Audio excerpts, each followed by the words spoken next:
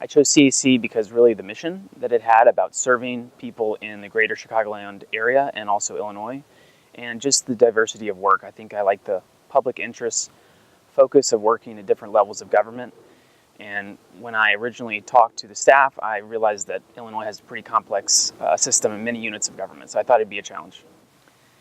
The biggest hurdle, I think, this summer for me was the bifurcation between Article 3 standing and statutory standing in Illinois under BIPA, which is, I guess, the main part of my research this summer, the Biometric Information Privacy Act, which was an Illinois law passed in 2008.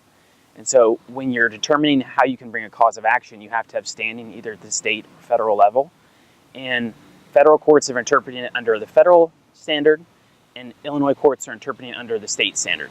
And it's unclear when the state standing ends and the federal begins, and vice versa. And so that's been a challenge, I think, parsing through these opinions at both the state and federal level. For me, it was great, I think, because of the friendships I had and developed with the legal interns, also being able to research an issue that I care about, BIPA, as I mentioned before, and also get a better understanding of Illinois. I'm not a native to this state, but getting an understanding of the units of government, how they work, sort of the levers of government, how they interact, I think has been enlightening for me. It's been a fantastic experience. The person who inspired me most at CAC, I think, is just the individuals who came when I had the talk on BIPA in an evening session. You know, you got to hear their questions and see who they were as people and sort of the real concerns they had as citizens in the broader community. So for me, it was that citizen, I guess, more broadly as opposed to one individual, and they think they're emblematic of the type of people CAC services and also the type of people whom they work with and who they work with through their almost 25-year history.